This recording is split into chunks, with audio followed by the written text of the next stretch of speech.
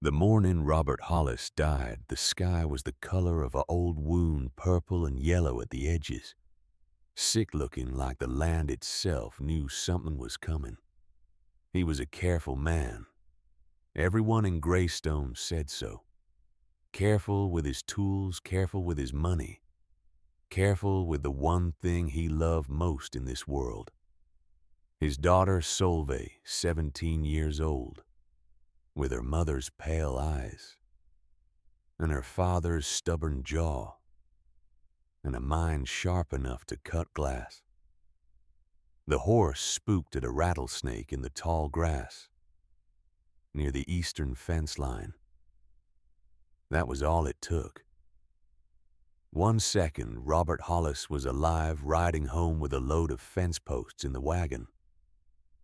The next second, the horse was screaming and the wagon was rolling and Robert Hollis was gone from this world. The way good men sometimes go, without warning, without ceremony, without enough time to say the things that needed saying. Solveig was the one who found him. She had been watching from the ridge, the way she always did in the late afternoon, waiting for the familiar shape of her father coming home across the flat Dakota land. She saw the horse bolt. She saw the wagon tip. She was running before she even understood what she was running toward. She held his hand while the life went out of him. She did not cry. Not then. There would be time for crying later. And she was her father's daughter, practical to the bone, steady under pressure, built for the kind of hardship that broke softer people before noon. What she did not know, kneeling there in the dry September grass of 1886, was that the hardship had barely begun. The town of Greystone, Dakota Territory was the kind of place that had opinions about everything, and the confidence to share them loudly. It sat at the edge of the high plains like it had been dropped there from a great height, and decided to stay a mercantile, a livery, a church with a crooked steeple, a saloon that did more business than the church, and 200 souls who knew each other's business better than their own. Robert Hollis had been respected there.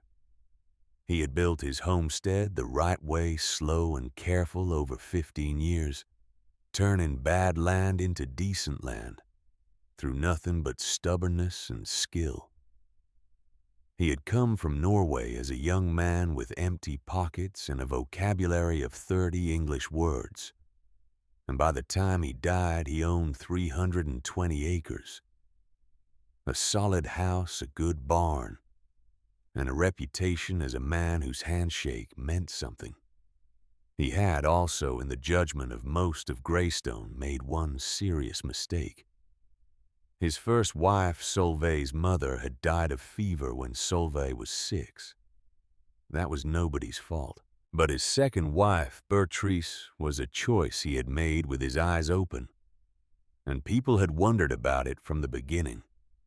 Bertrice Wyndham had come to Greystone from somewhere back east, well-dressed and well-spoken, with smooth hands that had never held a plow, and a smile that she used the way other people use money, carefully, only when she expected a return. She had been kind to Robert during the courtship. She had been tolerant of Solveig. She had seemed to those watching like a woman who understood what she was getting into. What she was getting into, it turned out, was everything Robert Hollis had built. The funeral was on a Thursday, 3 days after the accident.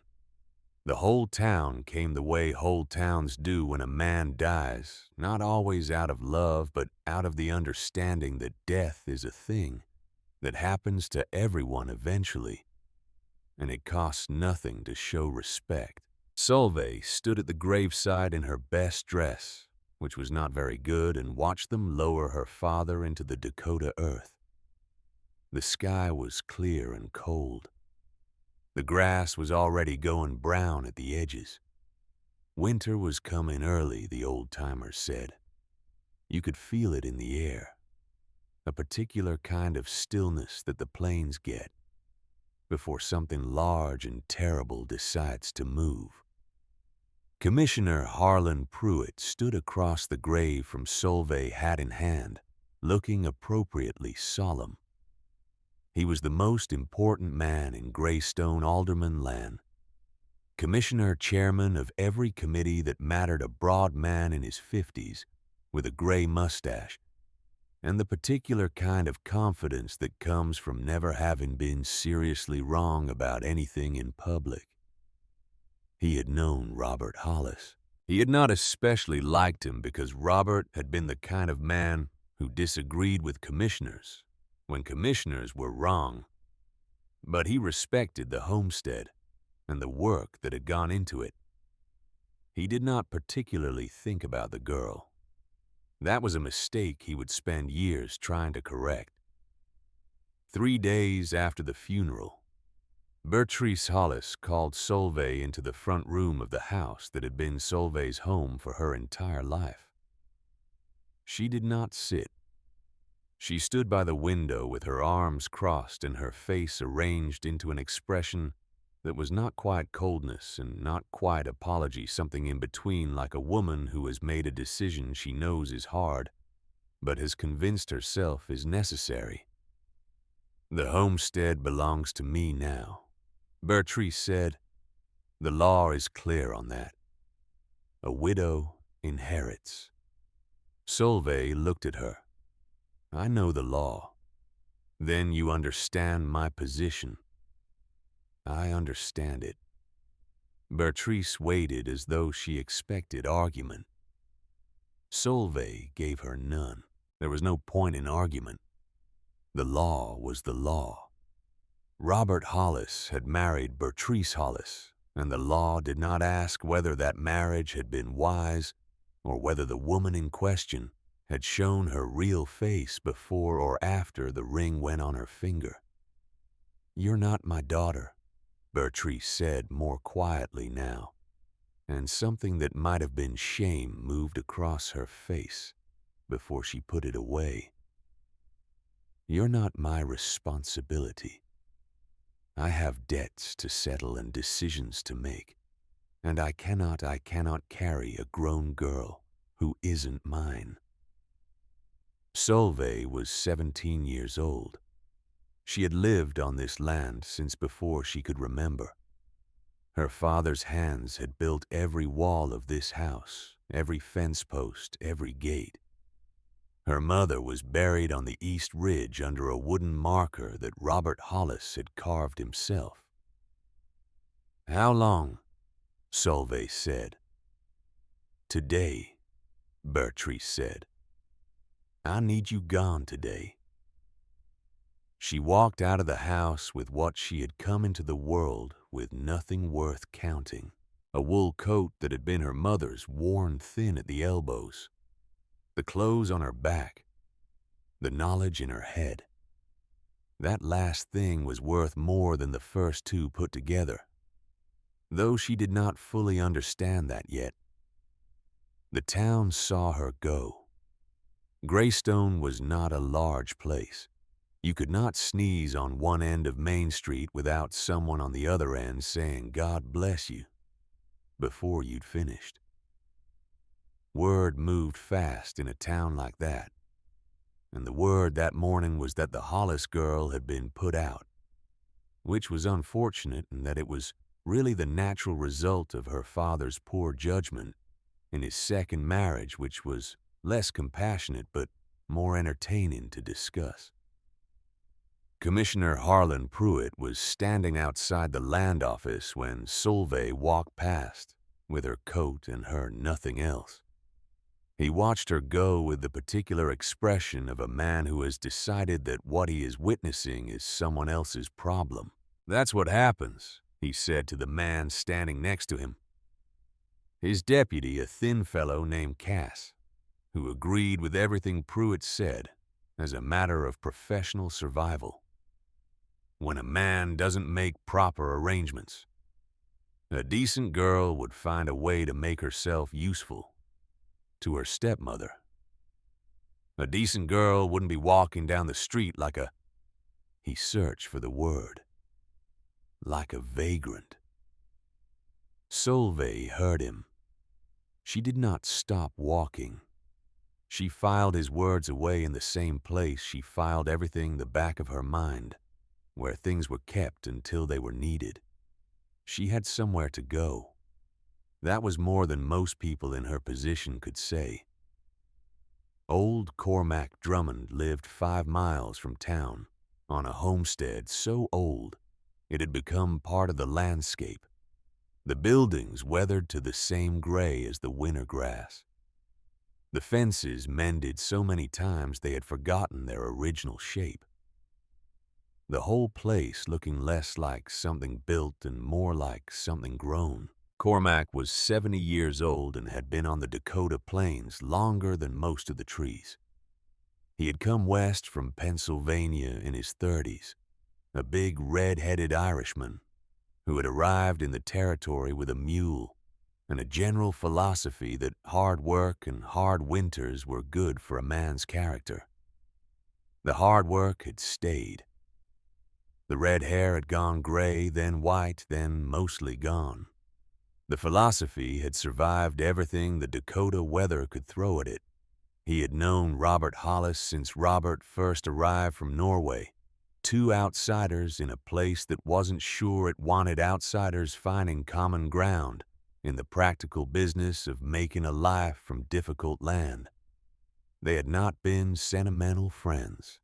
They had been the kind of friends that men become when they have helped each other through enough hard seasons, reliable, honest, and present, when presence mattered most. When Solveig knocked on his door that September afternoon, Cormac opened it, looked at her face, and understood everything without being told.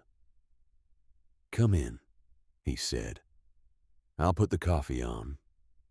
She told him anyway.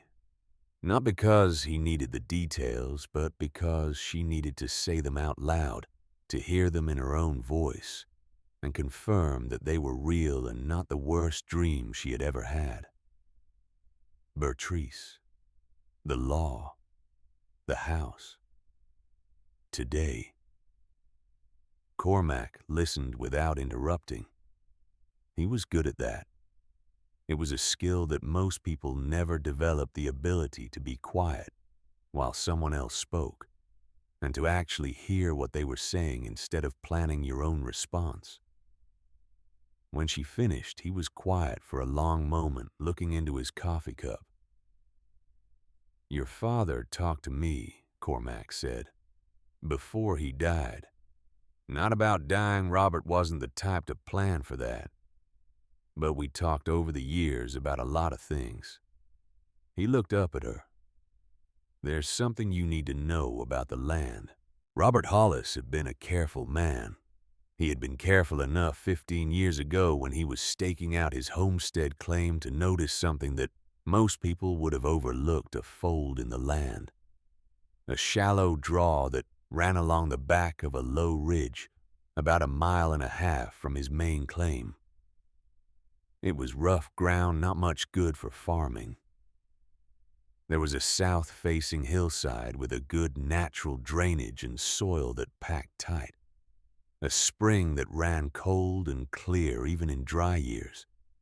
He had never filed on it, not because he forgot, but because he was thinking. In those days, there was talk, there is always talk in places like Greystone about what happened to homesteads when men died, about widows who were not what they seemed, about daughters from first marriages who found themselves with nothing when the law finished doing what the law does. Robert Hollis was not a suspicious man by nature, but he was a thorough one, and thoroughness sometimes leads a man to prepare for possibilities he hopes will never occur.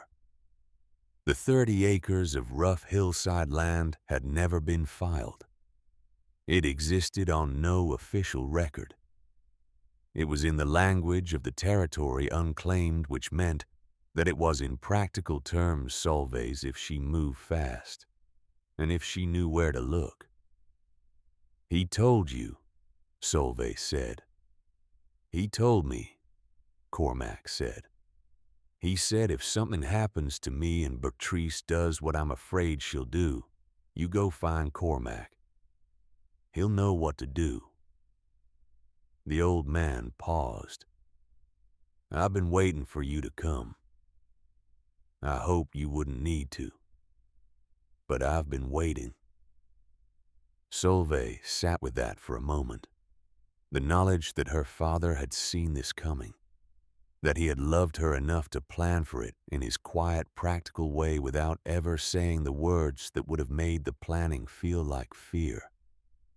He never told me, she said. He didn't want to scare you, Cormac said. He wanted you to trust that things would be all right. He just made sure they would be. The old man stood up his joints, making the sounds that 70 years on a hard land produce, and reached for his coat. Come on, I'll show you where it is. And then I'll show you what your father asked me to teach you.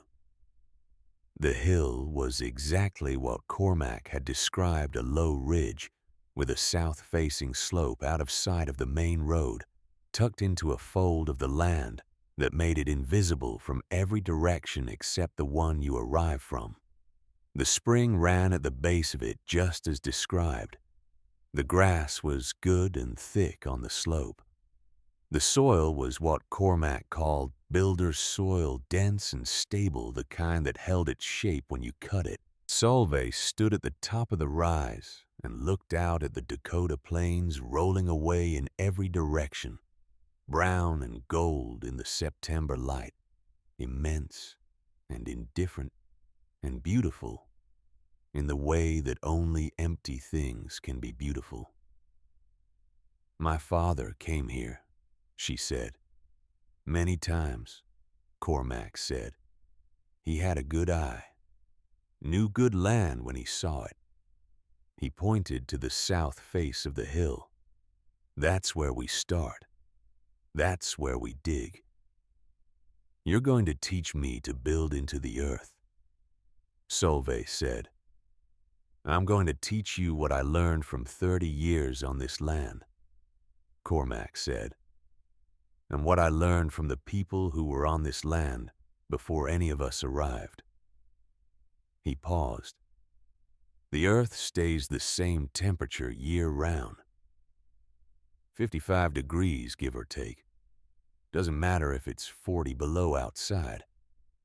The earth remembers summer and keeps that warmth until summer comes again. He looked at her. A dugout built right is warmer than any wooden house in January. Safer in a storm, invisible to people who want to find you and make your life difficult. Solveig thought about Commissioner Pruitt standing in front of the land office watching her walk away. And we can build it so no one finds it, she said. Build it right, Cormac said, and they'll walk right over your roof and never know you're there. They began in October when the ground was still soft enough to work, but the air had the first real bite of coming winter in it. Solveig dug. Cormac directed. His hands were too damaged by decades of cold and work. The knuckles swollen with arthritis, the fingers bent at angles they hadn't been born to hold a shovel for any length of time. But his mind was completely intact. Every measurement, every angle, every decision about where to cut and how deep, and what to do with the soil. They removed all of it came from Cormac's memory, sharp and detailed as a hand-drawn map. They cut into the south face of the hill, not straight in the way a mine shaft goes, but at a slight angle enough that water would drain away from the entrance rather than pooling inside. The main room was 12 feet wide and 20 feet deep, with walls of packed earth that Cormac said would never burn and never blow away, and would hold their shape through anything the territory could produce. Your walls are your insulation, Cormac said on the third day watching Solveig work. The earth around you is your protection. The people who built into the earth before us understood something that the people who build on top of it are still figuring out, that working with the land is easier than fighting it. The roof was the most technical part. Solveig cut sod blocks. Cormac showed her the exact thickness, the exact length, the way to cut them, so they'd hold together and lock against each other like the pieces of a puzzle. She laid them in overlapping rows across the log beams that Cormac had her haul from a cottonwood stand 3 miles away. When the roof was done and the earth was tamped back over it, and the grass was left to grow back in, it would be invisible from above. A person walking across it would feel solid ground underfoot. The chimney was Cormac's particular pride. Most people, he said, put up a chimney that announces itself. Big pipe, obvious, visible from half a mile. That's fine if you want to be found.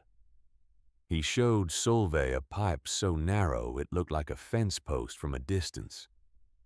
This goes straight up through the dirt, comes out behind that rock formation at the top. We pile more rocks around it, let grass grow back. From above it looks like nothing. From inside it draws well enough. The smoke, Solveig said. The smoke will be thin, gray, easy to miss. Cormac paused. Not invisible, but no one will be able to figure out where it's coming from, which is almost as good. Pruitt led the first search party in late October. He had heard the talk the Hollis girl was out on the ridge somewhere, digging into the ground like an animal living in a hole. It offended his sense of what was proper. There were structures for how things were supposed to go. Girls who were put out found relatives or went to work in respectable households or made their way to towns where they could find legitimate employment. They did not burrow into hillsides like prairie dogs. He rode out with a dozen men on a clear October morning, certain they would find her quickly and certain he would know what to do about whatever he found. They found nothing. The search party walked the ridge for an hour. They crossed and recrossed the south face of the hill. They looked for disturbed earth, for signs of recent digging, for any indication that a human being had been there recently. One man smelled smoke and said so. Prairie fire somewhere, another man said, or maybe a farmer burning off stubble. Here, this close. Could be the wind carrying it. Pruitt looked at the hillside, solid, grassy, undisturbed. He looked at the rocks at the top of the ridge. Just rocks. He walked within 15 feet of the entrance to the dugout without seeing the gap in the stone formation that Cormac had disguised with careful hands, and a lifetime of knowing how things looked when they were natural. She's been here, Pruitt said. He could feel it, the particular irritation of a man who knows he is being made to look foolish, but cannot identify by whom or how. Look at this area. The ground looks like ground to me, Cass said helpfully. Badger holes, maybe. Another man offered. Or prairie dogs. You know how they tear up a hillside. Pruitt looked at the hillside a long time. Then he turned his horse and rode back toward town. 15 feet below the surface of that hillside, Solveig Hollis lay perfectly still in the frame of her unfinished dugout, listening to the hoofbeats fade. She did not move for a long time after the last sound died away. Then she let out the breath she had been holding and went back to work. The second search party came in November after the first snow. By then the roof grass had come back, and the chimney rocks looked exactly like every other rock formation on the ridge, and the entrance set back in a fold of the hill disguised by a natural-looking pile of stone was invisible unless you knew exactly what you were looking for. They walked right over her. 3 men on foot picking their way across the frozen ground searching for any sign of habitation. They walked across the dugout roof. They stood directly above her bed. She was reading by the light of a small oil lamp when she heard the footsteps overhead. She set the book down and waited. The footsteps moved away, came back, moved away again. Above her, the men looked at each other. "Nothing here." "Told you." Pruitt's going to be mad. Pruitt's always mad. They left. In town, the smoke from nowhere had become a subject of conversation and mild comedy. People had started to see the thin gray thread rising from somewhere near the ridge on clear mornings, and nobody could explain it. Some blamed gas from the ground natural seepage, the kind that sometimes happened in the territory. Some thought it was the girl, but that seemed impossible given how thoroughly Pruitt's search parties had gone over the area. "Maybe it's a ghost," someone said at the saloon. "Maybe it's the earth burning," someone else said. "Maybe," said a third man, a trapper who had no particular loyalty to Pruitt or his dignity. "Harlan Pruitt just can't find his backside with both hands in a lantern." The saloon laughed. The story got around. Pruitt heard it and went home in a mood that made his horse walk carefully. The smoke was real. The fire was real. And Solveig Hollis, 17 years old, living 15 feet under the Dakota prairie, was more comfortable than she had any right to be.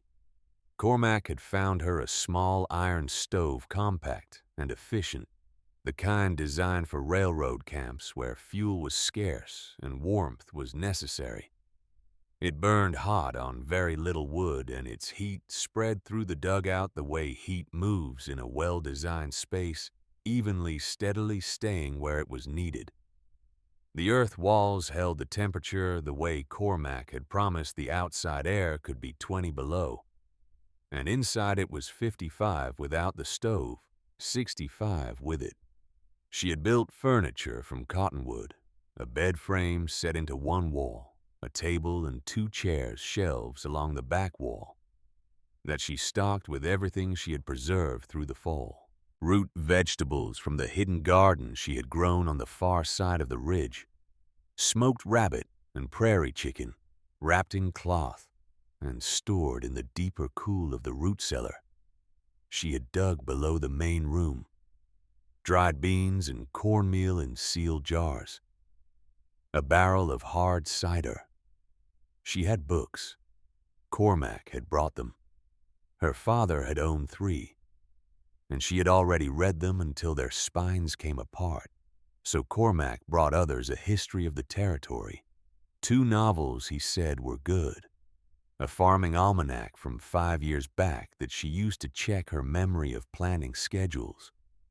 She had a window, small set deep in the south wall, just large enough to let in light on clear days.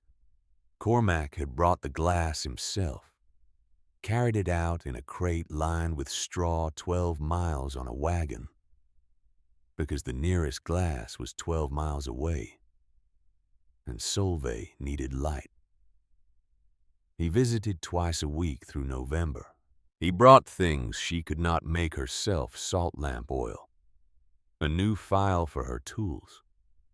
He sat at her table and drank coffee and told her stories about the territory and about her father and about the old ways of building and living that most people had forgotten now that there were towns with mercantiles and the illusion that civilization would protect you from the weather. What Solveig did not know could not have known, because Cormac did not tell her until later. was that Pruitt had sent a man to watch Cormac's homestead. The man was not subtle about it. He was a deputy named Fitch, who sat his horse at the edge of Cormac's property on 2 separate occasions in late October, visible from the barn, making no effort at concealment. Pruitt wanted Cormac to know he was being watched. He wanted the old man to understand that helping the Hollis girl, whoever she was, wherever she was a thing that had consequences. Cormac had seen Fitch both times. He had gone about his business without acknowledging the man's existence. He had not changed his visits to Solveig's dugout by a single day. "He's trying to find her through you," Solveig said when Cormac finally told her. "He's trying to scare me," Cormac said. "He's been trying to scare people since he was a boy of 30 with a new title and too much confidence. Doesn't work as well as he thinks." "Why does he care so much?" Cormac was quiet for a moment. "Because you're doing something he said couldn't be done. You're surviving without his permission." The old man looked around the dugout, the neat shelves, the warm stove, the walls that had held through rain and the first hard freeze without losing an inch of their integrity. Men like Pruitt need to believe that the world runs by their rules. When something happens that doesn't fit the rules, when a girl who was supposed to be helpless turns out to be anything but, it threatens the whole story they tell themselves about how things work. Solveig thought about that. "He'll keep looking," she said. "He'll keep looking," Cormac agreed, "which is why we keep building." Through November, the dugout became a home. Not a temporary shelter. Not a desperate measure.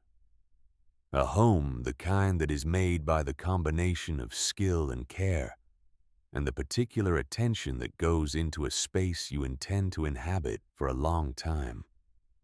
Solveig hung her mother's coat on a peg by the door. She put the books on the shelves in the order she intended to read them. She carved a small decoration into the wooden frame of the window. Nothing elaborate, just a pattern of lines that had no meaning except that she had made it. And it was hers. Cormac came on a December afternoon when the temperature had dropped to 15 below, and the wind was blowing hard enough to make the cottonwood trees creak. He came through the hidden entrance through the covered passage that turned twice before reaching the main door and stepped into the main room and stopped. He looked at the shelves, the stove burning low and steady, the bed neatly made, the table set with 2 cups, because she had heard him coming and had put the coffee on. He was quiet for a long time. "Your father came to me once," Cormac said, "about 2 years before he died. We were sitting in my barn, in weather not much different from this. He said, 'I worry about Solveig.' I said, 'Why, she's the most capable girl I've ever seen.' He said, 'That's not what I worry about. I worry about what happens to capable people when the world decides it doesn't want them to be capable, when the world tries to take the capability away.'" He sat down, took the coffee cup in his stiff hands. "I told him she'd be all right. I didn't know for certain. I hoped. I had reason to hope I knew what she was made of even then." He looked at her. "Now I know for certain." Outside 15 below, wind at 30 miles an hour, the first serious cold of what would be a terrible winter. Inside the earth, 55 degrees. The stove adding its quiet warmth. A girl 17 years old alone under a Dakota hillside, with food for months, and walls that would not fail her, and the specific knowledge that she had built this with her own hands, and her father's love, and an old man's wisdom, and that nobody, not Harlan Pruitt, not Bertrand Hollis, not the whole of Greystone with its opinions and its search parties could find it or take it away. He'd be proud, Cormac said again. I'm sure of it. Solveig looked at the walls she had built, the shelves she had filled, the home she had made from a hillside, and nothing else. I know, she said, and for the first time since the September morning when everything changed, she smiled.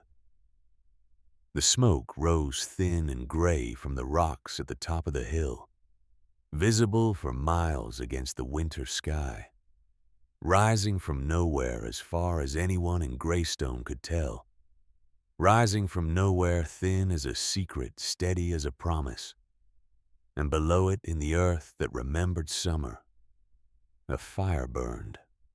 December came to Dakota territory the way it always did, without apology and without mercy. The first serious storm hit on the 4th day of the month, 3 inches of snow that turned to ice overnight and made the roads into glass. By the second week, the temperature had not risen above 0 in 7 days. The cattle on the homesteads around Greystone stood in their barns with their breath-making clouds in the cold air, and the farmers looked at their hay supplies and did the arithmetic that farmers do in hard winters. How many bales, how many days, how much margin between enough and not enough? The town itself was busy. Busy in the way that towns get when winter settles in and there is nothing to do but talk. The Mercantile was warm and full of people most afternoons. The saloon did its usual business. Commissioner Harlan Pruitt held his weekly council meeting in the land office with the stove burning high, and the assembled men of Greystone's government discussing the things that assembled men discuss when they have power, and a captive audience and nothing urgent to decide. The smoke from nowhere was still a topic. Saw it again this morning, a man named Holcomb said at the December council meeting. Clear as anything. Thin little thread coming up from around the ridge east of the Hollis place. Former Hollis place, Pruitt corrected automatically. Right, former. But the smoke coming from that direction.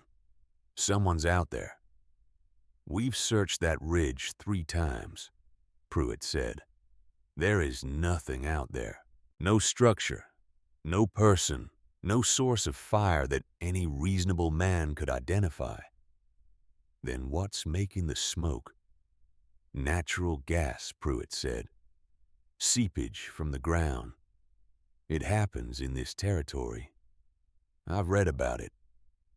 He had not read about it, but he said it with the particular confidence of a man who has decided that admitting ignorance is worse than inventing an explanation. The girl is gone. Either she's found shelter elsewhere or, he paused, or she hasn't. The room was quiet for a moment. You mean she's dead? Holcomb said. I mean that a 17-year-old girl alone on the plains in October, without supplies or shelter, has limited options in the long run. Pruitt picked up the papers in front of him. The smoke is natural seepage. The matter is closed. It was not closed. But Pruitt had said it was, and in Greystone that amounted to the same thing for most purposes. 5 miles away on the ridge east of the former Hollis homestead, Solveig was very much alive. She had settled into the rhythms of underground living, the way water settles into the shape of its container completely, and without resistance. The days had a structure that she had built herself, which made it feel like a different thing, entirely from the structure that other people had tried to build for her. She woke when the oil lamp light changed. She had learned to judge the hour by the quality of light that came through her small, deep window, the particular shade of gray that meant early morning, the brief warmth of direct sunlight that came around midday on clear days, the flat, cold light of afternoon. She worked in the mornings, maintenance, mostly checking the roof for any signs of shifting or settling, monitoring the chimney pipe for blockage, managing the wood supply with the careful attention of someone who understood that every log burned now was one fewer log available in February. She had learned from Cormac how to build a fire that produced maximum heat from minimum fuel. The particular arrangement of logs, the management of the damper, the rhythm of feeding that kept the stove at a steady burn, rather than the wasteful peaks and valleys of someone who treated fire like something to be conquered rather than managed. She read in the afternoons. She mended her clothes. She worked on a pair of winter boots she was making from a buffalo hide that Cormac had brought her in November, following a pattern he had described to her in precise detail. The work was slow and required more strength in her hands than she had expected, but the boots took shape over the course of December, thick-soled and warm-lined, the kind of footwear that cost real money in a store and cost nothing but time when you made them yourself. In the evenings, she wrote in a journal that Cormac had brought a blank ledger book, the kind used for accounting, its pages ruled with faint blue lines. She wrote about the day, about the weather she could infer from the sounds the wind made above her and the way the chimney drew, about the food she had eaten, and the food that remained, and her calculations about how long the supplies would last, about her father sometimes, about what she was learning. She did not write about loneliness, though she felt it. It was there the way the cold was there, outside, real and large, and something to be managed rather than surrendered to. Cormac came twice a week through December, always at irregular intervals, always approaching the ridge from a different direction. He had told Solveig about Fitch, about Pruitt's man watching his homestead, and they had developed a system. Cormac would leave a town on errand stop at the ridge and continue on, making the whole thing look like a man going about ordinary business who happened to ride past a particular hillside. He brought salt on one visit, lamp oil on another, a new blade for her draw knife on a third. Small things, but the kind of small things that the difference between managing and not managing is made of. He also brought news from town. Greystone in December was an information-rich environment, and Cormac moved through it with the invisibility of a very old man whom people had decided was not quite worth paying attention to. He heard things. He remembered them. He told Solveig. Bertrice Hollis, he said, was not doing well with the homestead. This was not a surprise.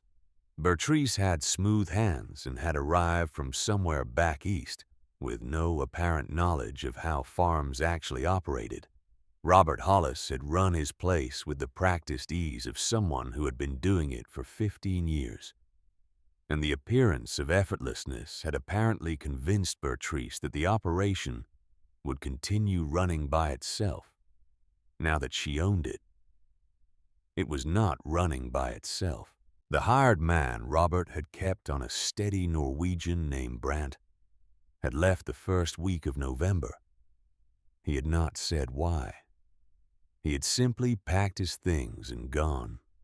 And Cormac, who knew most things about most people in the territory, thought he understood the reason well enough.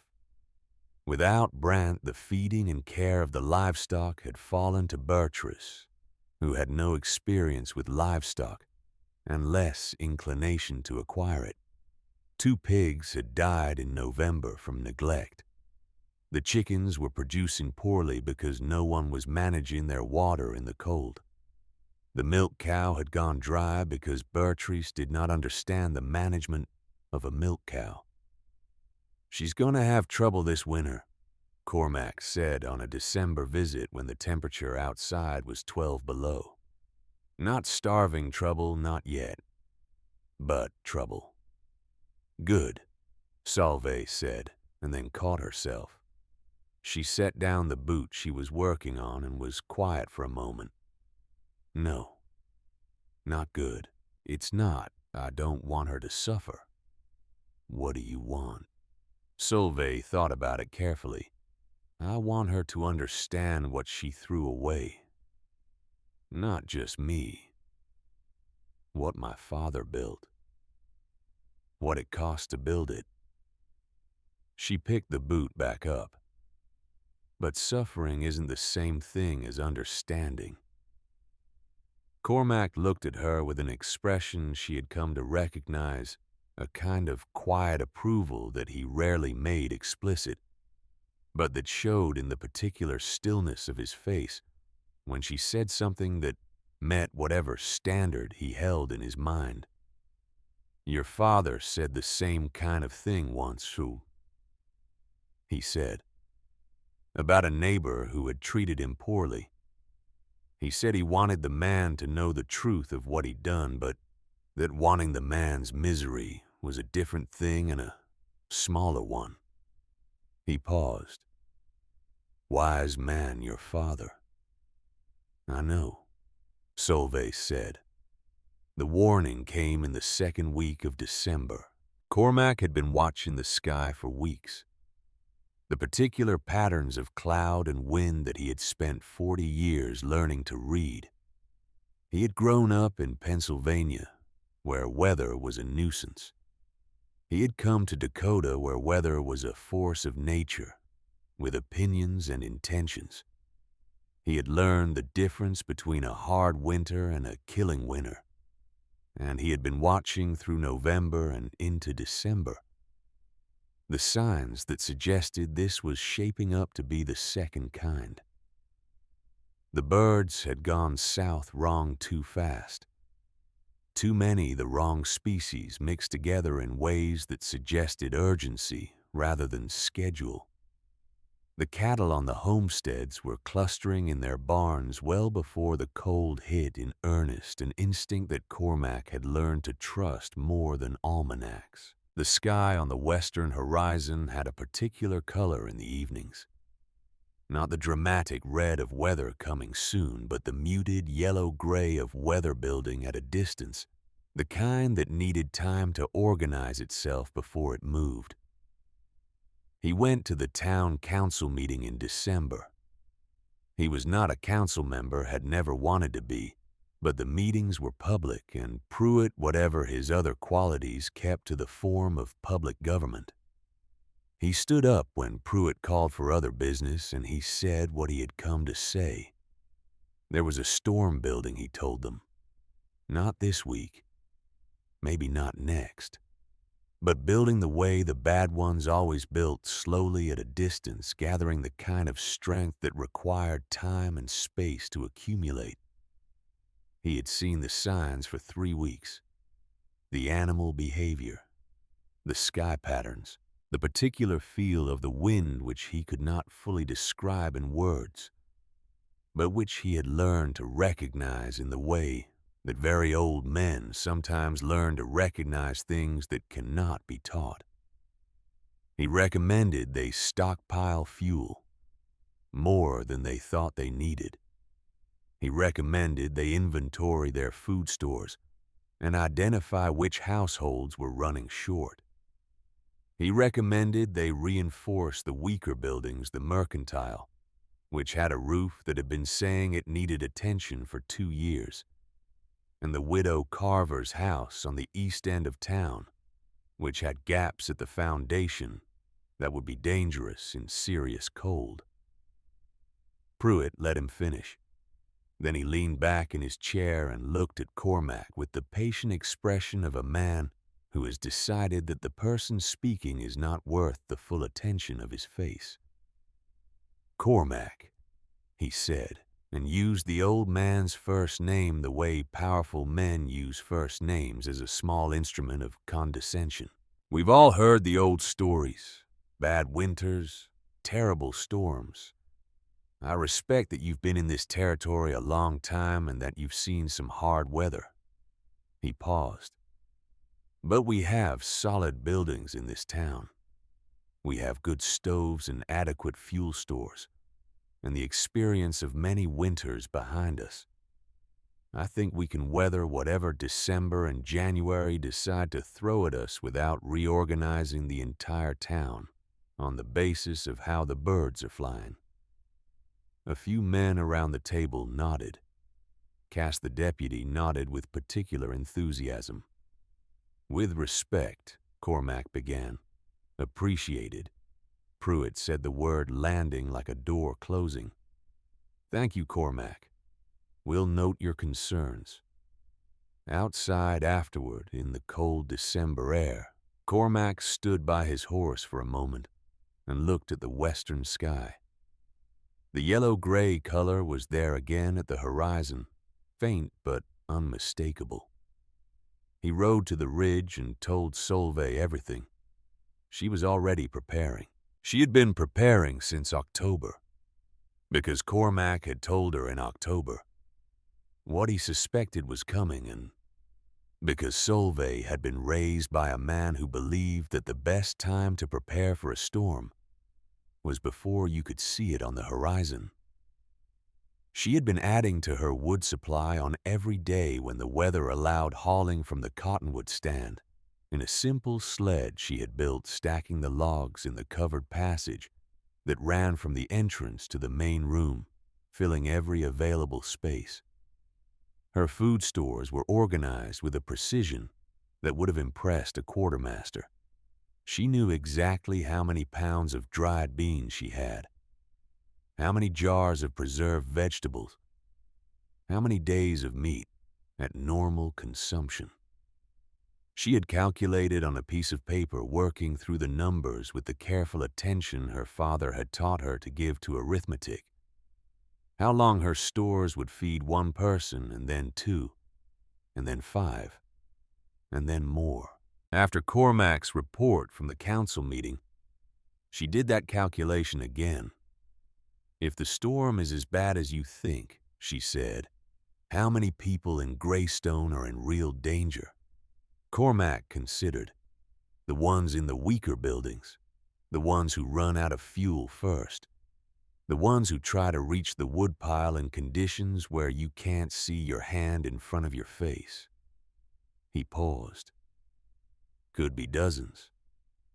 Could they get here to the ridge? In the middle of a serious storm, no. After, if there's a break, or when it ends, maybe. He looked at her. Why? Solveig was quiet for a moment. She looked at her shelves, the careful rows of jars and sacks, and wrapped packages, the result of months of work and planning. Just thinking, she said.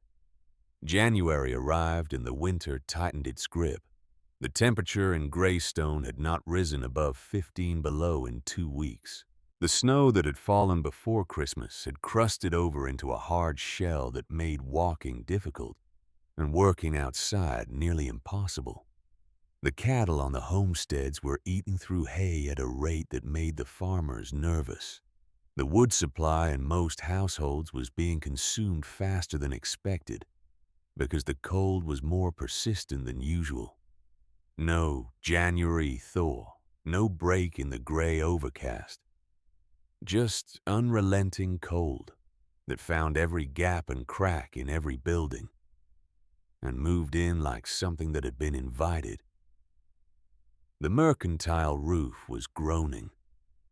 Its owner, a man named Tulliver, had mentioned this to Pruitt in December, and Pruitt had told him to have it looked at in the spring when there was time and the weather permitted proper work.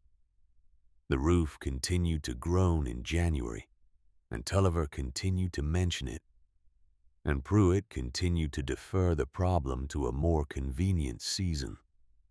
Bertrice Hollis was struggling. Cormac reported this in January with less satisfaction than either of them would have admitted. The milk cow had been sold in December because Bertrice could not manage her. The pigs were all dead. The chickens were producing nothing. The hired labor that might have kept the place functioning had declined to materialize at the wages Bertrice was offering, which were low, and under the conditions she was presenting, which were difficult.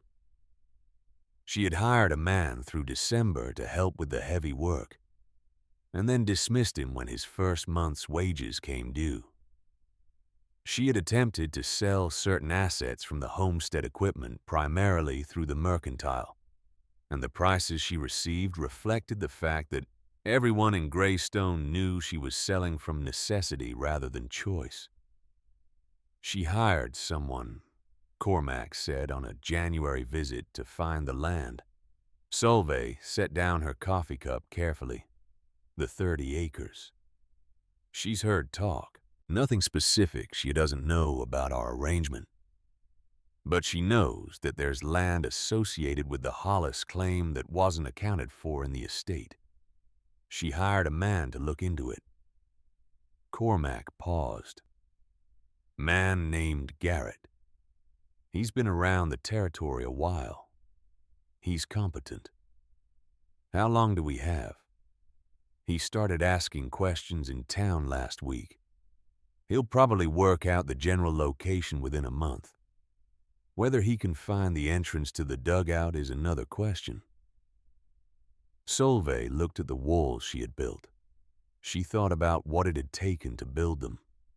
She thought about Garrett, competent and hired and motivated, walking the ridge with fresh eyes and no preconceptions about what he would find. "Show me everything you know about concealing the entrance," she said. "Everything you haven't already shown me. I want to make it better." Cormac nodded slowly. "I was hoping you'd say that." They spent 3 days reworking the entrance. The original concealment had been adequate, good enough to fool Pruitt's 3 search parties and the casual observer. But adequate was not good enough for someone who was specifically looking, who had been hired to find, and who had the time and motivation to look carefully. Cormac knew things about concealment that he had not taught her yet, because the situation had not demanded them. He knew how to read the ground as an observer would read it. What details the eye naturally sought out, what disruptions in the natural pattern of rock and grass announced human activity to anyone who knew how to see them. He knew how to eliminate those details, how to restore the visual logic of a natural hillside, how to make a thing invisible not by hiding it dramatically, but by making it look exactly like what it was not. They rebuilt the entrance approach, resetting rocks that had been disturbed by months of use, packing the soil to match the density of the surrounding ground, redirecting the minor path that repeated passage had begun to wear. They added a second layer of concealment at the passage entrance, a natural-looking growth of dry brush that could be moved, but that sat in the gap, the way brush naturally sits in gaps, waited and settled. Cormac showed her how to approach and depart from different directions, varying the route each time, never wearing a consistent path into the grass. He showed her how to read her own tracks in snow and how to eliminate them. He showed her how to choose her timing when the light was wrong for observation, when the wind direction would carry the chimney smoke away from the ridge rather than across it. "Garrett will look," Cormac said on the 3rd day. "He's good. But good is not the same as knowing where to look, and if he can't figure out where to look, good doesn't matter much."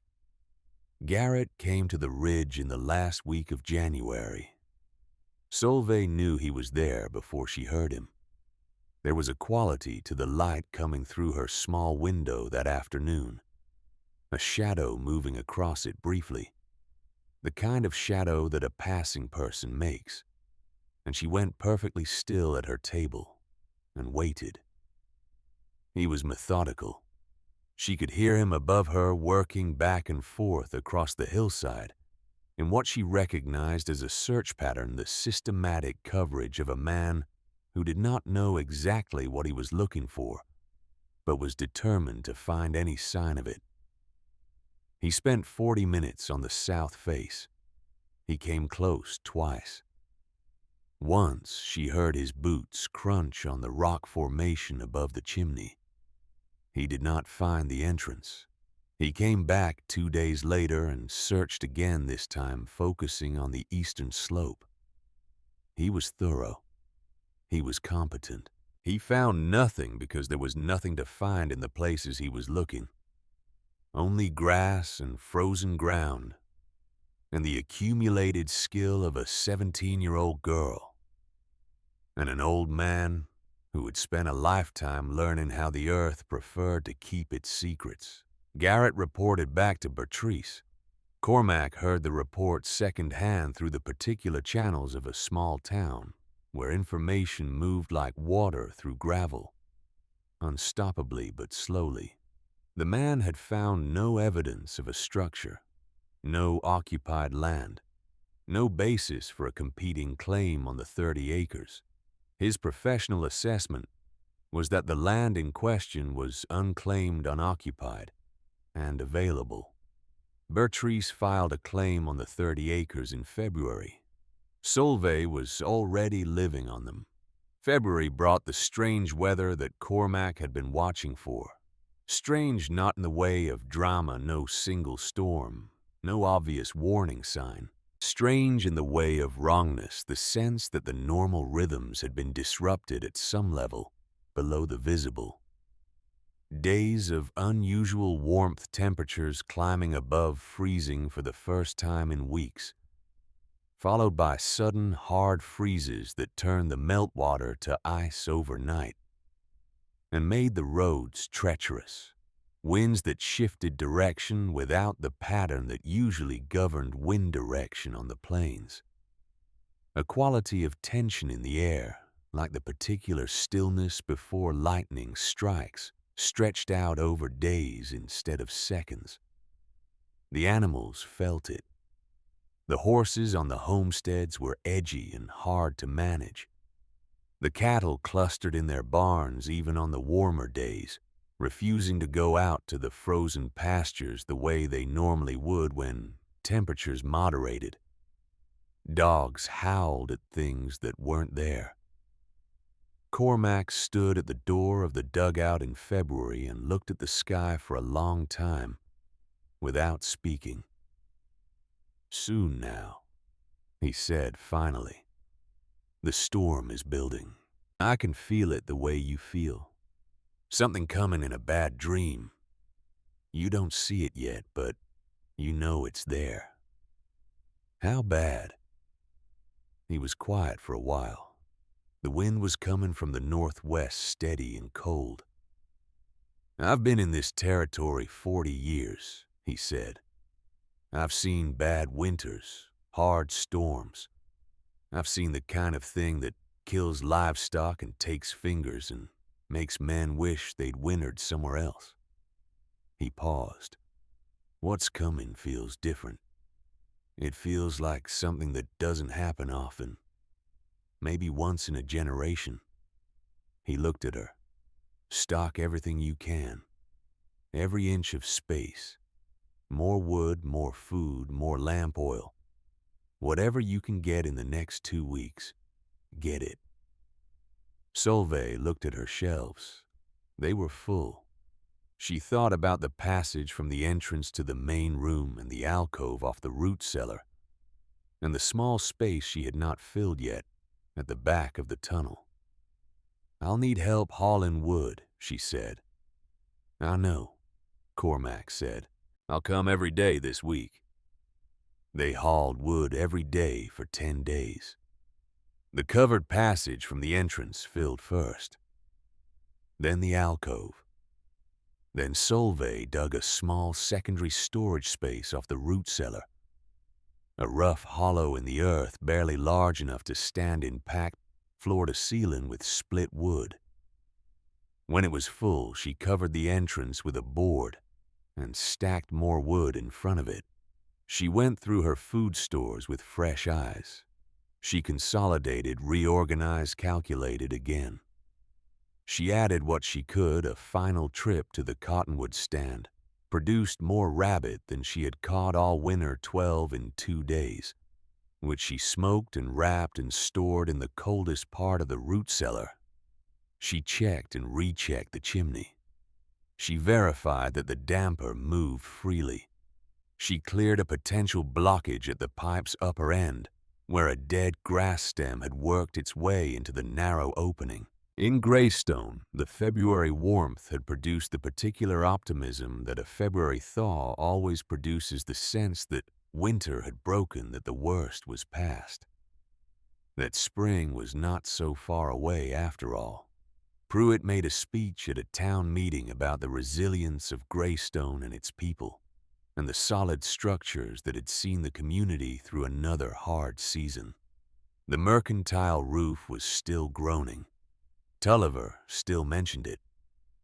Pruitt still deferred.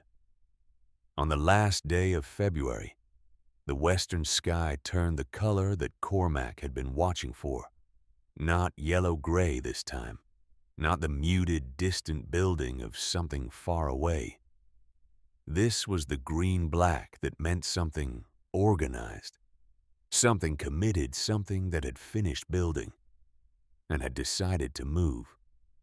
Cormac saw it from his homestead at 4 in the afternoon. He saddled his horse despite his protesting hands and rode to the ridge at a pace that was hard on a 70-year-old man on a cold horse, and he came through the entrance and into the dugout where Solveig was sitting at her table reading, and he said without preamble, "It's coming.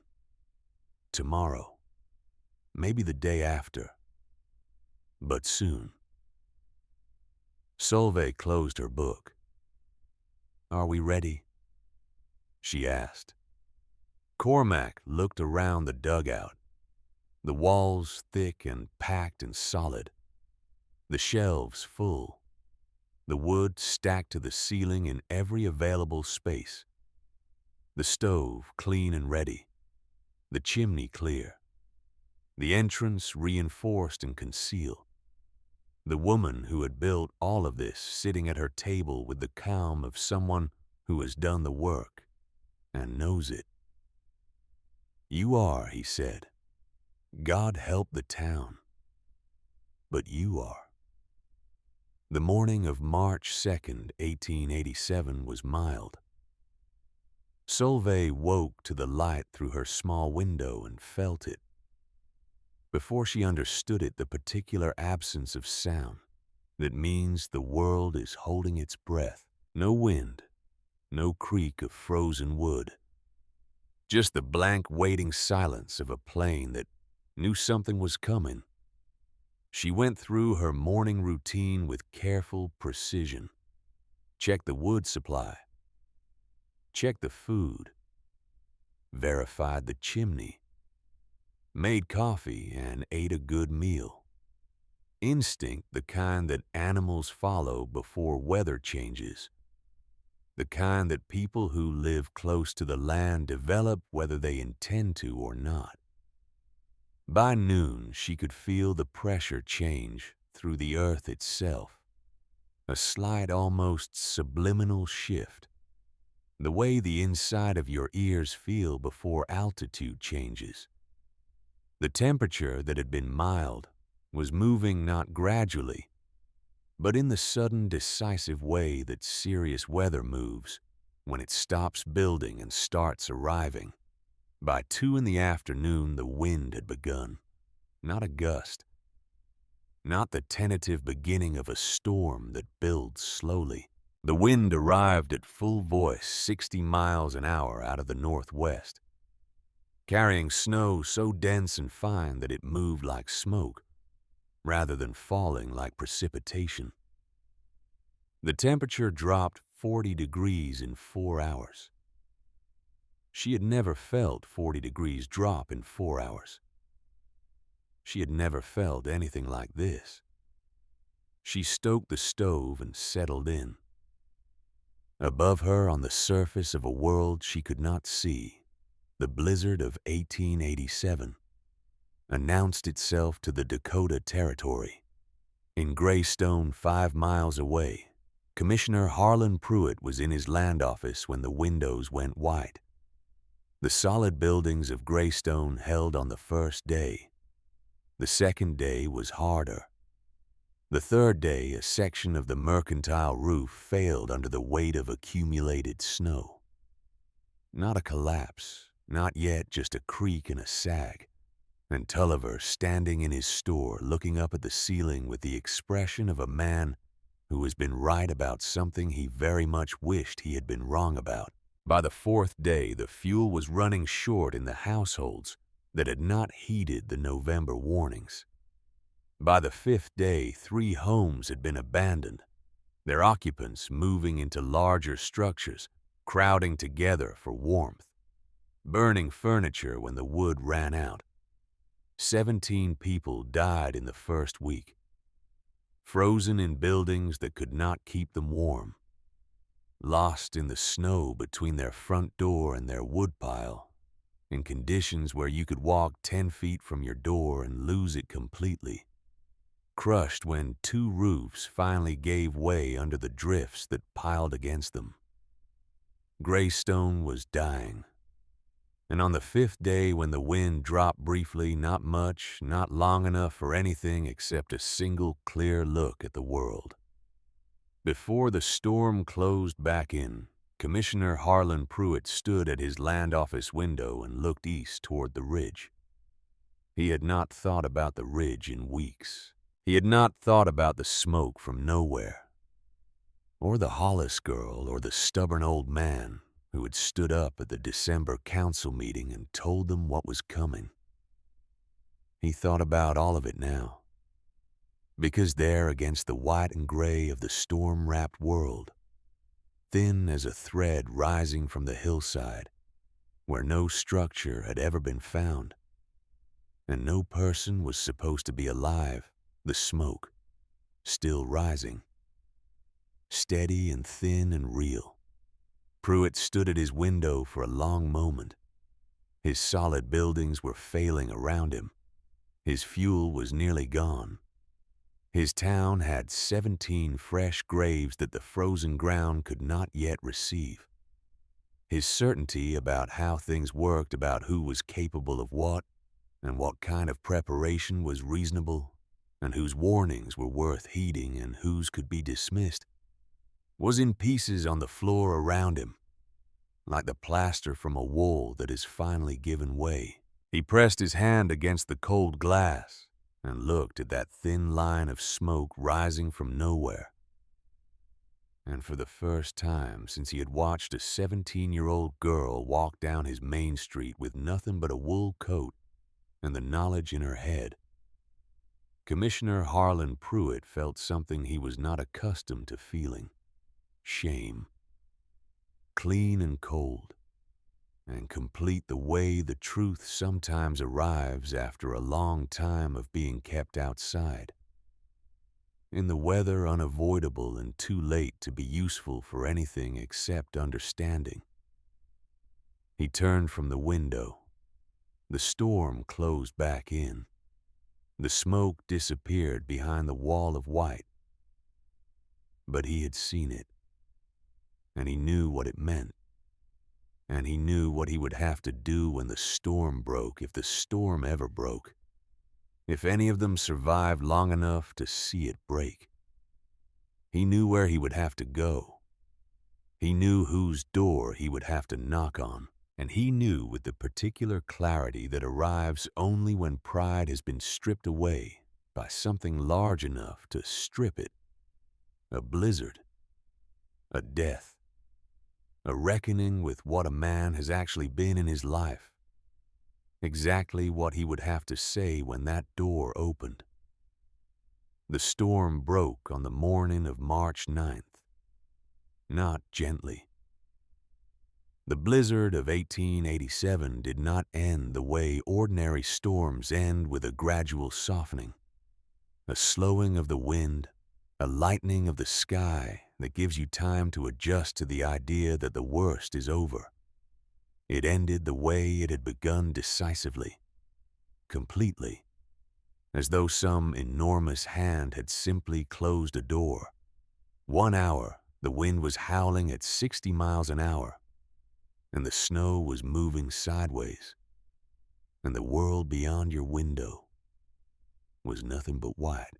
The next hour, the air was still and the sky was the hard, brilliant blue that only appears after a serious storm has spent itself entirely, and the Dakota plains stretched out in every direction under a blanket of silence so complete it had a physical weight to it. Greystone emerged from its buildings like something that had been buried and was not entirely certain it deserved to be alive. The town was transformed in the way that catastrophe transforms things, not just the surface appearance, but the underlying reality. 3 buildings had collapsed completely. The mercantile roof had given way on the 6th day, taking half the front wall with it. The widow Carver's house on the east end, the one with the foundation gaps that Cormac had mentioned in December, had failed on the 4th day, and its occupants had barely made it to the neighboring house alive. 2 of the smaller homes on the western edge were simply gone. Not collapsed, but buried the drifts so high that the structures beneath them would not be found until the spring thaw revealed them like artifacts from another age. The streets were not streets anymore. They were canyons. The snow had drifted in some places to 15 feet, compressed and crusted on the surface into a material hard enough to walk on, hollow and treacherous beneath. The survivors moved carefully, testing each step, staying close to the buildings that still stood, calling out to each other. Across the white silence, with voices that sounded too loud in the absence of wind. 23 people gathered in the remnant of the land office, which had the strongest walls in Greystone and had survived the storm without structural failure. Though the fuel was gone and the temperature inside was not much better than the temperature outside, they huddled together in their coats and their blankets and the accumulated warmth of 23 bodies in an enclosed space, which is not much warmth but is more than one body alone. Commissioner Harlan Pruitt stood among them and counted what they had. No fuel. The last of the wood had burned on the 7th day, and the furniture after that, and there was nothing left to burn that hadn't already been burned. No food worth mentioning, a few days at most, and that was with everyone eating less than they needed. The buildings that remained standing would not hold through another storm, and in Dakota in early March, another storm was not a remote possibility, but a practical certainty. He looked at the faces around him, men he had governed, women whose husbands had served on his committees, children who had been born in this town and had never known another place, old people who had come west with nothing and built something and were watching it come apart. He thought about the smoke. "I know where we're going," he said. "They left at 9 in the morning when the sun was high enough to be useful, and the temperature had climbed to something that would not kill them in the first hour of walking. 23 people, the strongest helping the weakest, ropes between them in the places where the drifts were high, and the footing uncertain, the way mountain climbers rope together. Not because each one cannot walk, but because if one falls, the others can hold. Children on the backs of adults, when the snow was too deep for small legs. Old Hargrove, 74 years old, a farmer who had been in the territory almost as long as Cormac, being half carried between two younger men who had decided without discussion that he was going to make it to wherever they were going. Bertrice Hollis was among them. She had survived the storm in the land office with the others, moving there on the third day, when her own house, Robert Hollis's house, the homestead she had claimed, had become too cold to sustain life. She had said very little in the 7 days since. She wore Robert's heavy winter coat, the one that had hung by the door of the house for 15 years, smelling of the man who had worn it. And she walked now in the middle of the group, with her eyes on the ground ahead of her. Pruitt did not explain exactly where he was leading them. He did not know exactly how to explain it.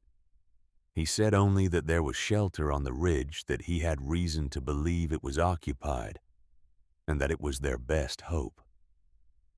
"What kind of shelter?" someone asked. "I'll explain when we get there," Pruitt said. They walked 5 miles through a world that had been rearranged by violence. The familiar landscape of the plains was unrecognizable. The drifts had erased the usual landmarks, burying fences and stone walls, and the low features that normally told you where you were. They navigated by the sun, and by Pruitt's memory of the general direction, which he was less confident in than he appeared. Though he appeared confident because 23 people needed someone to appear confident, and there was no one else available for the role. They found the ridge by the smoke. It was still rising, thin and gray and steady, just as it had risen every morning since October. Just as it had risen through 7 days of the worst blizzard in the memory of the territory. Undisturbed, patient, real. "There," Pruitt said, and something in his voice made the people around him look at him rather than at the smoke, because the voice of a man who has been wrong about something important and knows it has a particular quality that draws attention. They followed the smoke down a slope that was hidden from every direction they had come from, around a fold in the hill that made the approach invisible until you were in it, through a gap in the rocks that looked like nothing like the 1,000 other gaps in the 1,000 other rock formations on the 1,000 other hillsides of the territory, until you were close enough to see that it was not nothing at all. And there was Solveig Hollis. She had heard them coming. The silence after the storm had a different quality from the silence during it. The silence during was the silence of violence, of something absorbing all other sound into itself. The silence after was the silence of exhaustion, of a world catching its breath.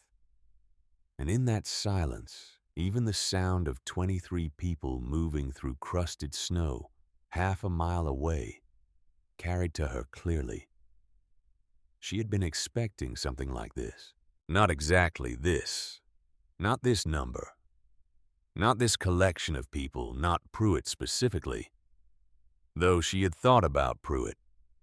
She had been expecting that someone would come because Cormac had told her someone would come. And because she had thought about it herself through the long days of the storm, listening to the wind above her, and knowing what the wind was doing to the buildings in Greystone, working through the numbers in her mind. She had checked her stores on the 7th day when the storm showed no sign of ending. She had done the arithmetic carefully, the way her father had taught her. She had sat with the numbers for a long time. Then she had gone to the passage entrance and moved 3 armloads of wood to make room. She was standing in the doorway when Pruitt led the group around the fold in the hill and into the approach. She watched them come, the stumbling, frostbitten, hollow-eyed remains of the town that had watched her walk away in September with nothing. She saw Pruitt at the front. His gray mustache had ice in it. His face, which she remembered as the face of a man entirely comfortable with his own authority, was something different now, stripped of that comfort, the way paint strips from wood in bad weather, leaving the bare grain of what is underneath. She saw Bertrice near the middle of the group, wearing Robert's coat. Something moved in Solveig's chest at the sight of that coat. Not anger, not grief exactly. Something that encompassed both and was larger than either. She saw the children. 4 of them, the youngest no more than 3, riding on their parents' backs, with the glazed and trusting look of children who do not fully understand what has happened, but trust that the adults do. She saw old Hargrove barely on his feet, kept upright by the men on either side of him. Pruitt stopped 10 feet from her. The group stopped behind him. Everyone was looking at her. Nobody spoke. She looked at Pruitt for a long moment. "I know you," she said. "You said I was living like an animal. You said no decent person hides like this." Pruitt held her gaze. He did not look away. Whatever had happened to him in the 7 days of the storm, whatever the stripping away of his certainty had left behind, it had apparently left behind enough for this. "I was wrong," he said. His voice was steady. A man who has decided to say a thing and is saying it regardless of what it costs. "I was wrong about everything. There are children with us, old people. They will die if we don't find shelter today." Solveig looked past him at the group. The faces, the exhaustion in them, the specific quality of people who have been afraid for a long time and are not yet sure whether they are safe. She looked at the children last. "Come in," she said. "All of you." 23 people in a space built for one. It should not have worked. By any reasonable calculation, it should not have worked. The math of bodies and space and air and heat, the practicalities of feeding that many people from stores planned for one, the simple logistics of 23 human beings occupying an area 12 feet wide and 20 feet deep. It worked. The earth held. The temperature in the dugout, which had been a steady 55 degrees for months, climbed to 62 within the first hour of occupancy. 23 bodies generating heat. In an insulated space, the stove burning efficiently. The packed earth walls holding every degree against the cold outside. It was not comfortable. There was no room to lie down unless you took turns. The children slept in shifts on the bed frame, and the adults arranged themselves along the walls and on the floor and in the passage, and did not complain about the hardness of the earth beneath them, because the hardness of the earth beneath them was vastly preferable to everything they had experienced in the past 7 days. Solveig fed them from her stores. Not abundantly, she was honest with herself and with them about that from the beginning. There was enough calculated carefully for 2 weeks at reduced rations. Not enough for anyone to feel full. Enough for everyone to survive. She made a simple soup on the first evening, dried beans and smoked rabbit, and the last of her preserved carrots thinned with water to go further, seasoned with salt, and the small collection of dried herbs she had gathered in the fall. She ladled it out in equal portions, the same portion for everyone, including herself, including Pruitt, including Bertrice. Nobody said anything about the portions being small. Nobody said anything about the circumstances that had led them here. They ate in the specific silence of people who understand in their bodies rather than their minds, what hunger and cold and survival actually mean who have moved beyond opinions about those things into the direct experience of them. The children fell asleep before the bowls were empty. Their parents sat against the walls with the loose, depleted look of people whose bodies have been running on fear and adrenaline and have now finally been given permission to stop. Cormac was there. He had made it to the ridge on the second day of the storm, when the first break in the wind had given him a window and he had not left. He was in the corner now, his white head against the wall, watching everything with the specific expression of a man whose expectations have been met exactly. Pruitt sat on the floor near the stove, his back against the wall, his hat in his hands.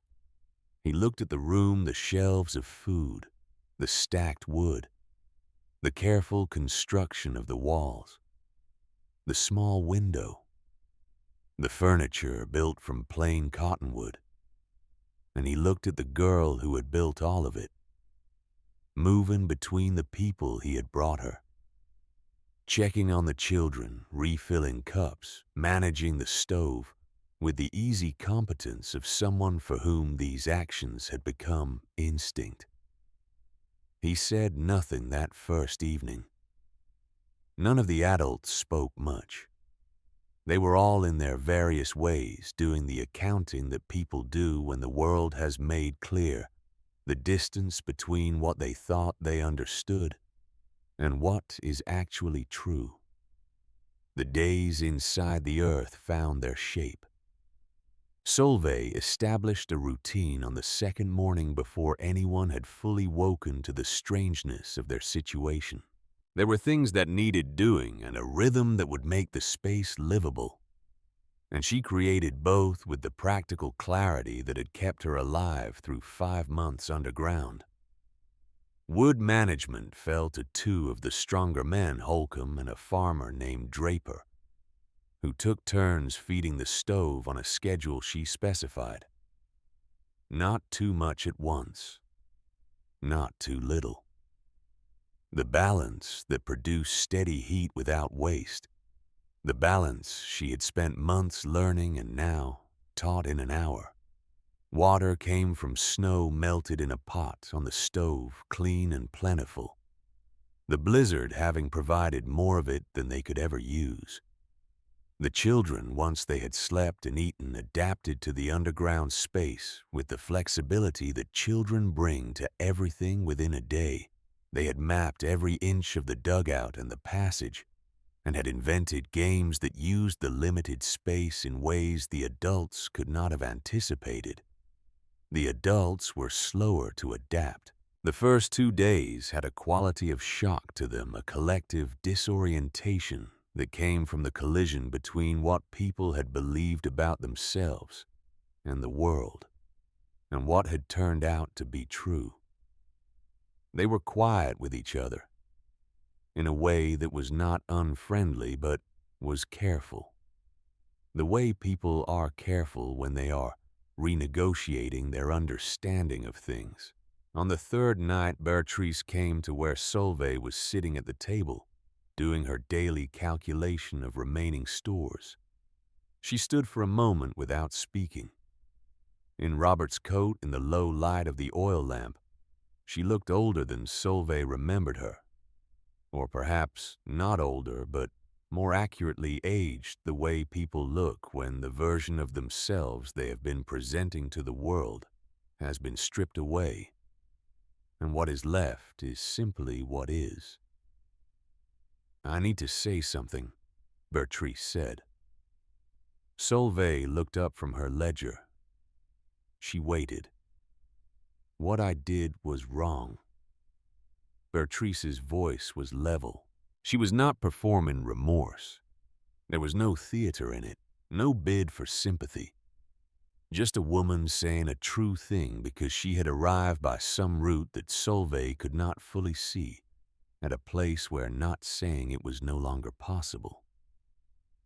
"I knew it was wrong when I did it. I told myself reasons. The law, the debt, the practicalities.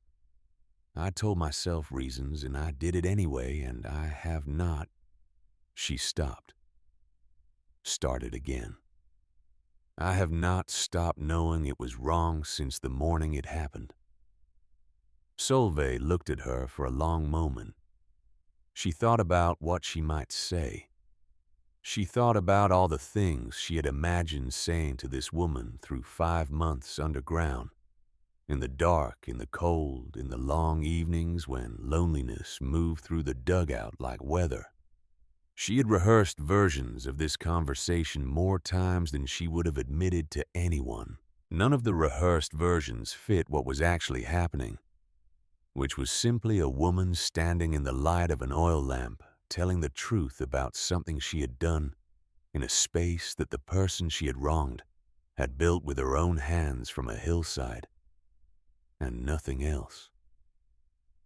I know you were, Solveig said. Bertrice waited. For forgiveness, perhaps. For judgment. For something to happen that would resolve the weight of what stood between them. What happened was this. Solveig looked at her steadily for another moment, and then she looked back down at her ledger and said quietly, "There's room here. You're warm, and you're fed. That's what matters right now." It was not forgiveness. It was not absolution. It was something that might have been in the long run more useful than either the simple acknowledgement that the woman in front of her was a person, that she was here, and that here was what there was. Bertrice stood for a moment longer. Then she nodded once and went back to her place against the wall. Cormac, who had heard all of it from his corner, said nothing. But in the low light, his expression was the expression of a man who has seen something he had hoped to see, and is grateful for it. On the 6th night, Cormac's fever began. Solveig noticed at first the particular stillness of a person whose body has shifted its attention from the outside world to some internal struggle. He had been quieter than usual that day, eating less, sitting with his hands folded in his lap, in a way that was different from his usual stillness. She pressed the back of her hand to his forehead in the evening and felt the heat that meant the cold, and the stress of the storm, and the ride through the break in the wind on the second day, had found the gap in a 70-year-old man's defenses. She did not say how worried she was. She thought she kept it from her face. She was not sure she succeeded.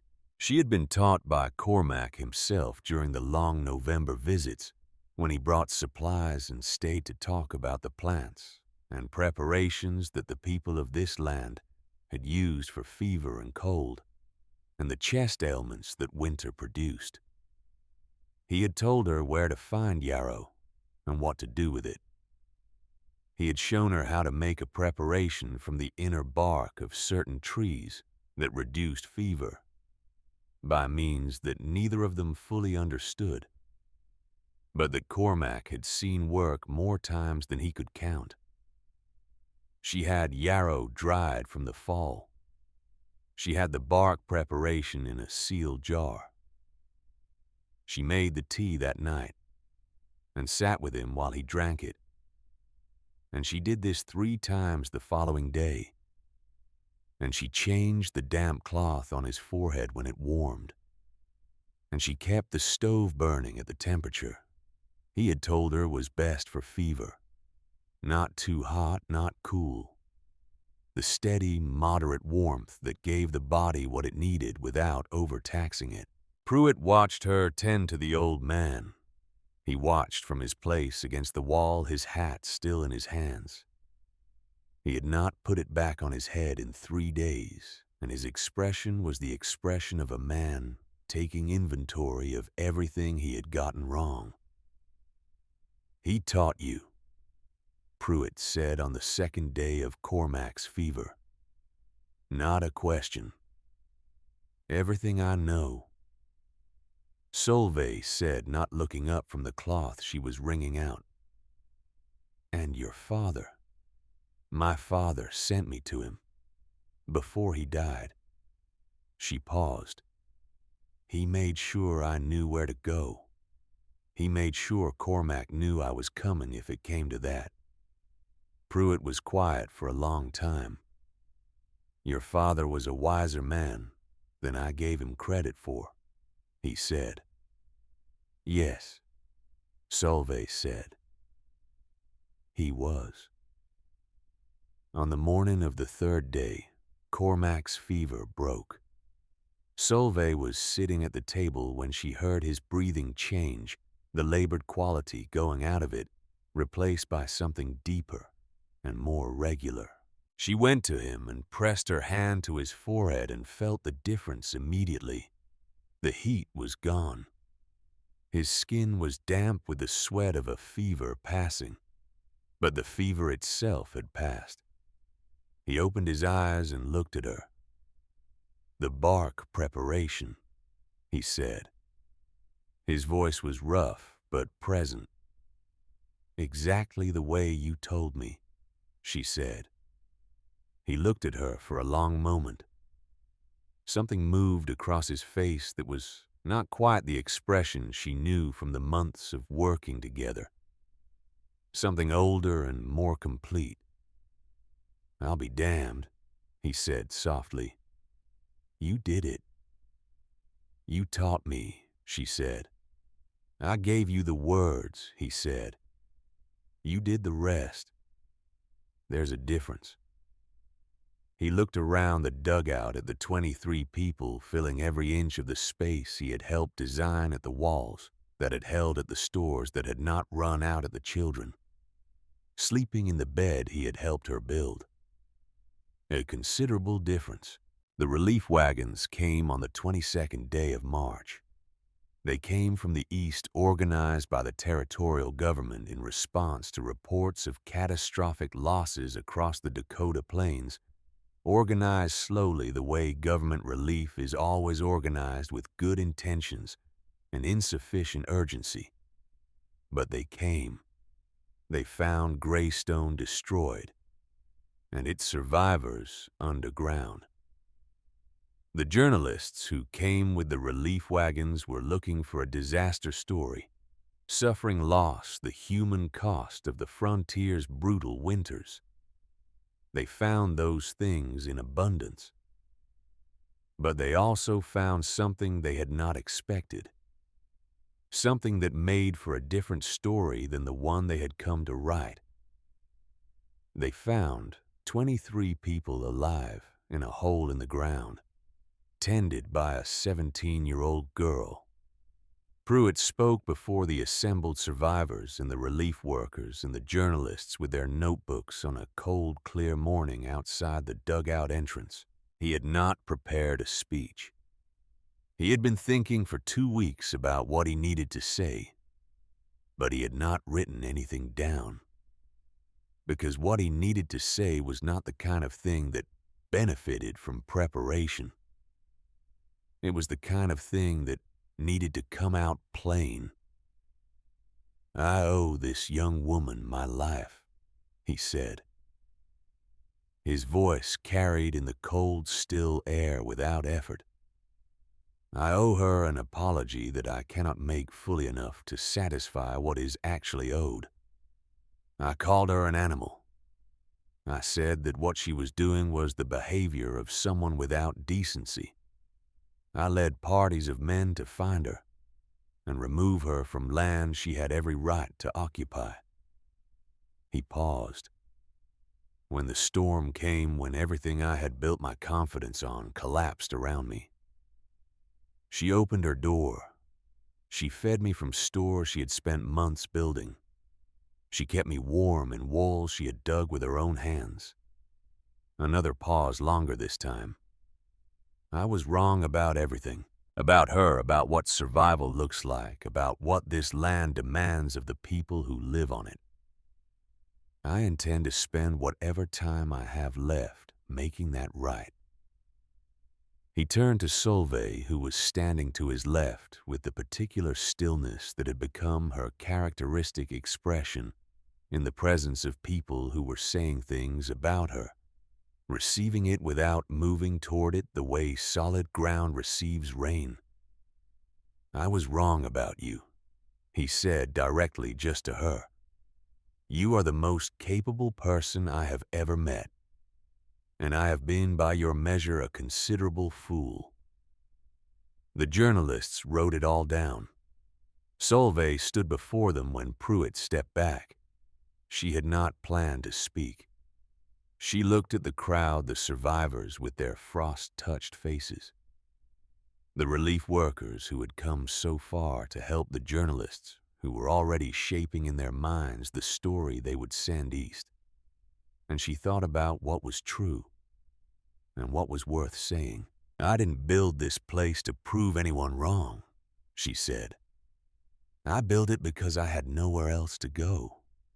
My father taught me that the land provides for the people who learn its terms. Old Cormac taught me the specific terms of this particular piece of land. How deep to dig, how to make a chimney that doesn't announce itself, how to read the weather before it decides to make your decisions for you." She looked at the dugout entrance behind her. The earth doesn't judge you for what you don't have. It doesn't ask where you came from or who threw you out or whether you have the right paperwork. It holds you at 55 degrees all year long regardless. She paused. "If you know how to ask." A journalist from a Philadelphia paper wrote those words down and printed them, and they were read in drawing rooms and farmhouses across the eastern states through the spring of 1887, and people who had never seen the Dakota Plains and never would felt something when they read them. Some recognition of a truth that had nothing to do with geography. They found the letter 3 days after everyone had gone. Solveig had stayed to clean the dugout to restore the order that 23 people for 2 weeks had inevitably disturbed, to take inventory of what remained to begin the calculations of what came next. Cormac had gone back to his homestead strong enough now to make the ride promising to return in a week. She was reorganizing the shelves when she found it. Tucked behind the jar of bark preparation flat against the back wall of the shelf, in a place where it would not have been visible unless you were taking everything off the shelf and wiping it down, which she was, an envelope. Her name on the front in handwriting she did not recognize at first, and then recognized with a jolt that moved through her chest like cold water. Not Cormac's handwriting. Robert Hollis had written with a particular European precision. The letters formed carefully, each one distinct the handwriting of a man who had learned English as an adult and had never quite lost the deliberateness of that learning. Her father's handwriting. She sat down on the floor of the dugout with the envelope in her hands and was very still for a long time. The letter inside was dated 3 years earlier.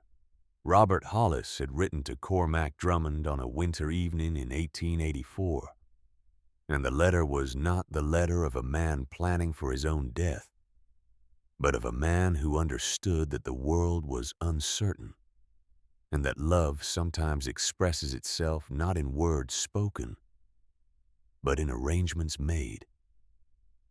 He wrote about Solveig, about who she was, not who he hoped she would be, or who he wanted her to become, but who she already was, at 14 years old, as he observed her with the specific attention of a father who is paying the closest attention of his life.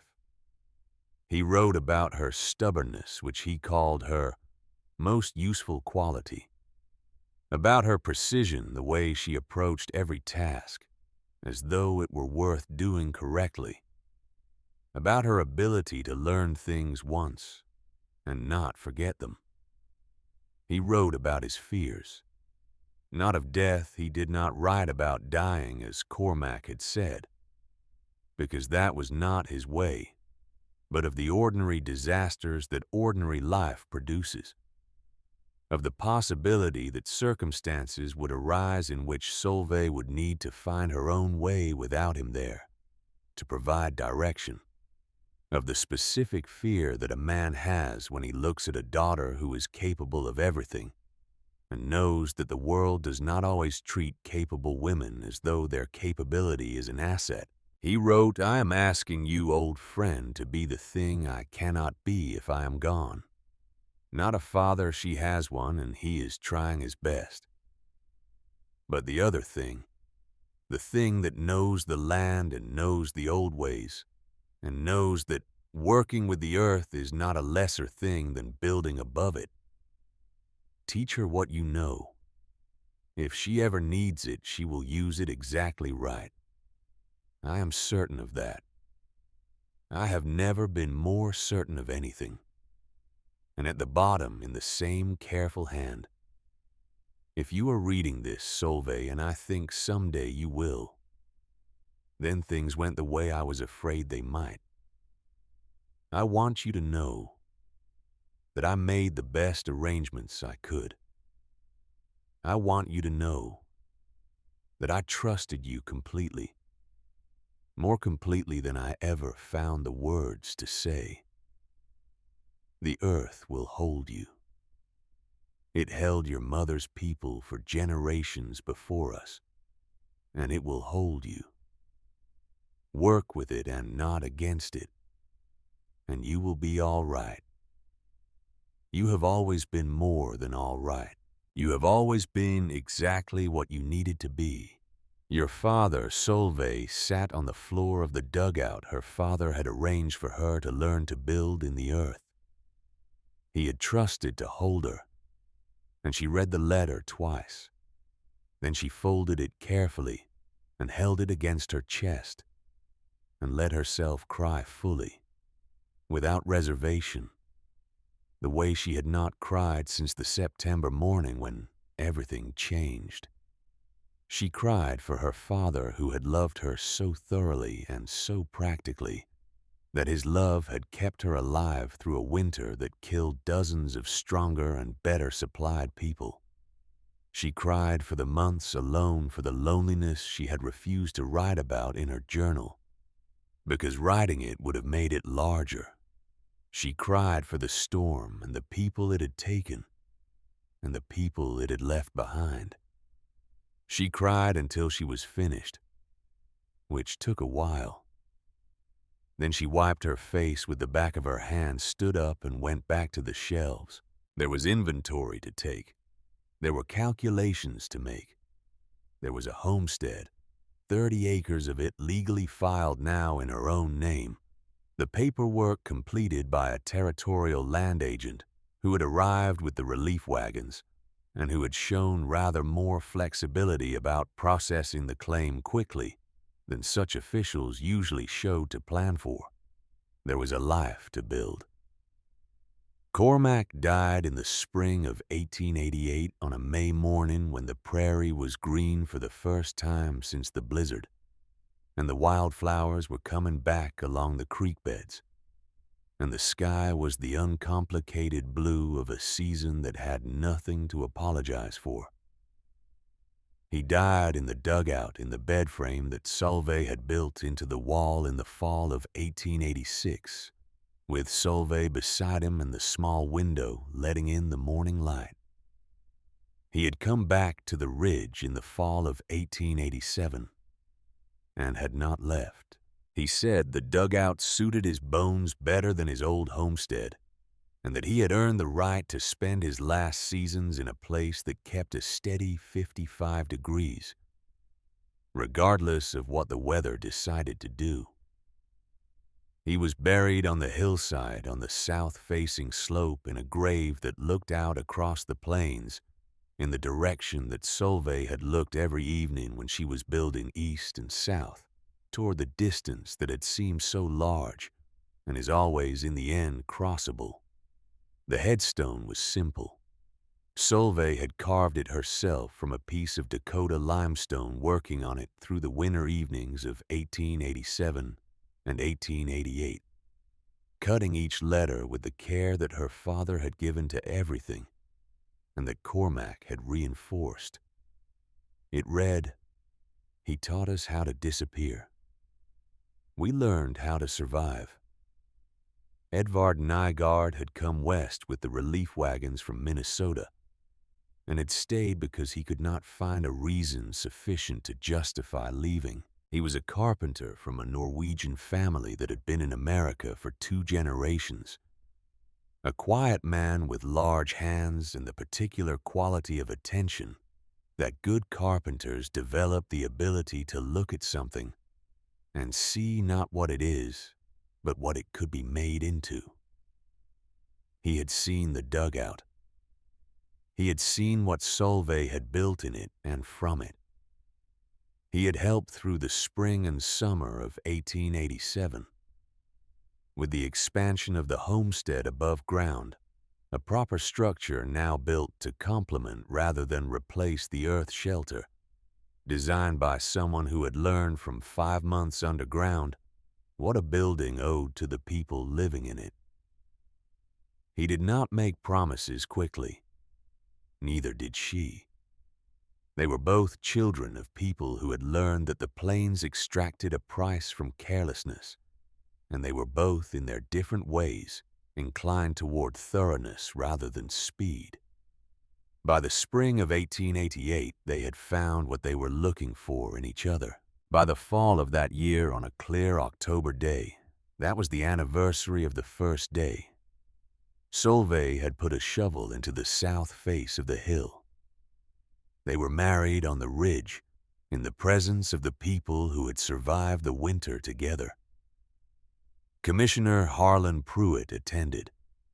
He had resigned his position in April of 1887, sold his properties in Greystone, and moved to the territorial capital where he had spent the following year, working quietly without fanfare, with the specific determination of a man who has decided that public contrition is less valuable than private action, to establish a relief fund for women who had been dispossessed of homestead claims. The fund was named for no one. Pruitt had explicitly refused to put his own name on it. Solveig, who knew about it through channels that Pruitt had not intended to be transparent, had let him keep that particular privacy. He stood at the back of the wedding gathering on the ridge and held his hat in his hands, the way he had held it in the dugout, and said nothing except, "Congratulations," briefly to Solveig, in a voice that contained everything it needed to contain. Bertrice Hollis had left Greystone in the fall of 1887, selling the original Hollis homestead, which she had managed badly through the spring, and which she had no capacity or interest in continuing to manage, to a family named Erickson from Wisconsin. She went back east to the somewhere that had produced her, and was not heard from again in the territory. Solveig did not look for news of her. She thought about her sometimes, about the coat, about the conversation in the dugout on the third night, about the particular difficulty of being a person who has done a wrong thing and must live with it in the absence of forgiveness. She wished her no harm. She wished her, when she thought about her at all, the specific grace of understanding the thing that Bertrice had come closest to in the lamplight of the dugout, in the moment when she had said what was true, without asking for anything in return. The phrase passed into the language of the Dakota settlers the way that useful phrases do, gradually carried by the people who had lived through the thing that generated it, spreading outward from Greystone through the territory, until it reached places that had never heard of Solveig Hollis or the blizzard of 1887, or the hillside with the smoke that rose from nowhere. Smoke from nowhere. That was what they called it. Any preparation that looked like madness until the moment you needed it. Any resource that seemed invisible until the crisis came that made it visible. Any person who had been dismissed as incapable and had turned out to be the only one ready for the thing that everyone else had failed to prepare for. When someone stockpiled more food than seemed reasonable or reinforced a building that everyone said was fine, or learned a skill that had no obvious immediate application. When someone prepared for a storm that no one else could see coming, the old-timers would look at each other and nod. Smoke from nowhere. Remember the girl on the ridge. Remember the winter of 1887. Remember that the ones who looked the least prepared were sometimes the ones who had been preparing the longest, and in the places nobody thought to look. And that when the storm came, and the storm always came, they were the ones with the door open and the stove burning and enough for everyone. Remember that working with the earth is not a lesser thing than building above it. Remember that the earth holds if you know how to ask.